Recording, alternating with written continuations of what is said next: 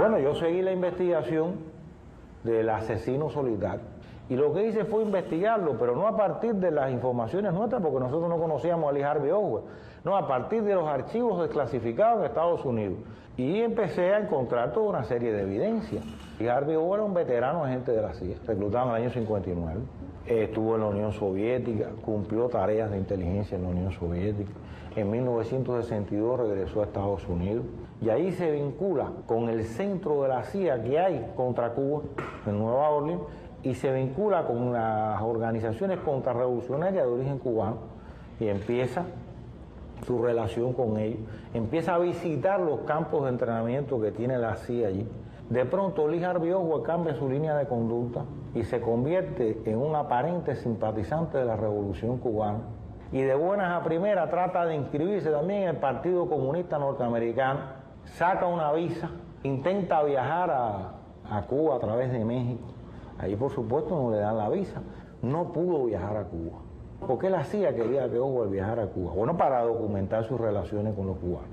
Ahora, el hecho cierto es que inmediatamente que asesinan a Kennedy se desencadena una gran campaña. Una campaña donde inmediatamente todas estas cosas surgen a la luz pública.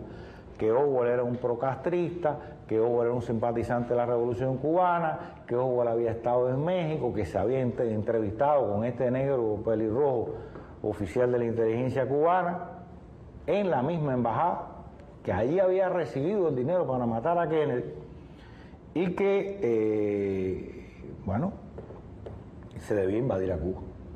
Es decir, comienza una feroz campaña a partir del 22 mismo de noviembre, el mismo día del asesinato de Kennedy, que las autoridades norteamericanas no le van a quedar otra alternativa que parar en los primeros días de diciembre. ¿Por qué? Porque no tenían base.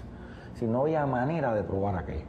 Se ha inventado toda una serie de razones para explicar el por qué las autoridades norteamericanas pararon aquella campaña, pero la verdad, la realidad es que aquello no tenía ni pies ni cabeza.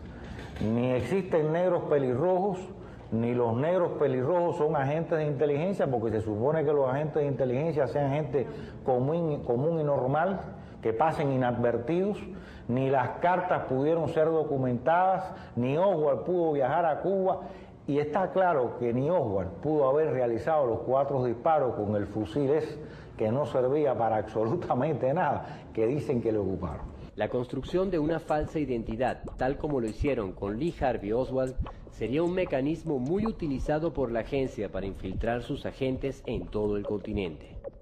El movimiento revolucionario venezolano sería blanco de esas infiltraciones.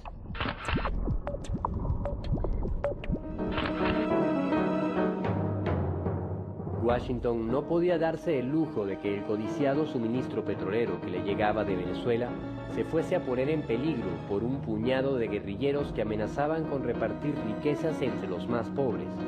Y la CIA tenía un papel muy clave en penetrarlos, recolectar información, preparar la información para los militares y los policías. Los métodos son primero conocimiento, acercamiento. Tú ves que un tipo es de izquierda, hace un comentario de izquierda, se le acercan, amistad, y empiezan a trabajarlo. Pues. Eso es un trabajo, la inteligencia es un trabajo largo. Puede ser de meses o de años. Hay un caso que es menos conocido, pero también es conocido, y es de Adolfo Menjar Lares. Este sujeto se infiltró en la FAL. Él llegó a estar presente en la conducción de una fuerza especial que tenía la Fuerza Armada de Liberación Nacional. Es el responsable de la muerte directo, fue el que dio la orden de la muerte de Iribarren Borges. Fue secuestrado y fue muerto estando secuestrado. Él tenía una posición en el gobierno muy importante. El asesinato de él constituyó una noticia conmovedora en la sociedad venezolana, ¿no? Y le permitió a Betancourt calificar a los guerrilleros no de guerrilleros, sino de bandoleros. Los operativos policiales llevaron a la detención de alguna gente y llevan a la muerte de Félix Faría, delatado por Adolfo Menjar Lares, que luego estando preso, él confiesa allí que es agente de la CIA. Este es el tipo de actividad que hace la CIA. Y, por ejemplo, era requerido dar la prueba de mentiras, del detector de mentiras, a todos los latinoamericanos que trabajaban con nosotros. Como parte de las operaciones de contrainsurgencia, se instalaron en 5 lugares del país centros antiguerrilleros, donde no había más ley que el terror, los famosos teatros de operaciones.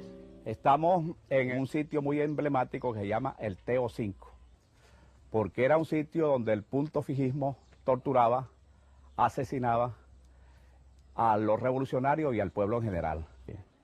Aquí en ese tiempo el comandante era el señor Bernardo Rigores, en aquel tiempo el coronel Rigores, un hombre que, según lo que yo vi, era un ser despiadado y que le decía a uno que la tarea de él era matar.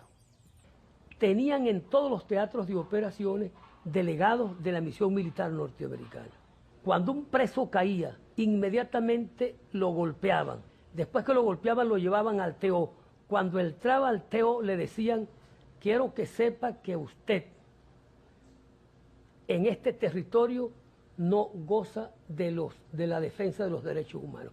Aquí no llega la Constitución venezolana. Se lo decían abiertamente a todos los que caían. Es famosa la carpa que había en Cachipo, en el estado Monaga, que se llamaba la carpa de la verdad. Y la llamaban la carpa de la verdad porque ahí torturaban a la gente hasta que dijera pues todo lo que podía decir. Yo vi, estando preso, a gente americana dentro de ese teatro de operaciones, uniformados como americanos, uniforme de campaña. Allí en esos momentos estaba un militar que no era militar venezolano, que generalmente uno caracteriza a la gente. Yo recuerdo que cuando me llevaban en el helicóptero, él sacó un cuchillo de esos militares que tienen sierra por arriba. Bueno, y entonces sacó un cuchillo. Pero claro, él no hablaba, quienes hablaban eran los oficiales, ¿ves? Pero el tipo estaba ahí. Pero yo sí desde ellos dije, no, este tiene que ser de los asesores norteamericanos que están aquí en el país, pues. Nosotros tuvimos un enfrentamiento ahí con un grupo de tipos y los discos que teníamos con los campesinos de la zona era que eran bichos norteamericanos, pues, ¿entiendes? Y sentimos hablando de esos caramba ahí, pues, ¿no? Y las torturas y la que hacían en los comandos de guerrilleros eran, ¿cómo se llama? Eran que los formaban esos rangers, pues, ¿no? Y los cazadores aquí los dirigían los rangers. Era los que estaban en el frente, claro, no se metían de repente en el frente de eso, porque sino que estaban frente a los grupos de comando, eran los que mandaban a la gente que los instruía lo que iban a hacer, pues, ¿no? Eso y tenemos otra información, pues, ¿no? Es que esos americanos están metidos aquí desde hace muchos años, pues, ¿entiendes? Y en la medida en que la guerrilla va aumentando, aumenta más el intervencionismo. Hasta que llega el periodo de 1964, cuando Raúl Leoni toma el poder. Aquí la cosa sí es bastante grave. Allí es donde hay 2.000 desaparecidos. Y los 2.000 desaparecidos son fundamentalmente en tortura. No me estoy refiriendo a muertos en combate, a muertos en las cámaras de tortura, en los 5 o 6 TO que habían en Venezuela. Los años 60 son para Venezuela la época en que surge el fenómeno de las desapariciones forzadas. Campesinos, luchadores sociales, dirigentes revolucionarios que tras ser capturados por la policía o el ejército nunca más se supo de ellos. Un fenómeno que surge precisamente cuando los agentes de la AID comienzan a dirigir las políticas de contrainsurgencia en Venezuela. Los aparatos represivos del Estado utilizados directamente para sembrar el terror, porque la figura del terror, la figura del desaparecido es una figura que se crea en Venezuela, que no es en Centroamérica, ni en Sudamérica, es creada en Venezuela, y además entonces utilizaban a la DIGEPOL, que era la Policía Política del Estado, y a los militares.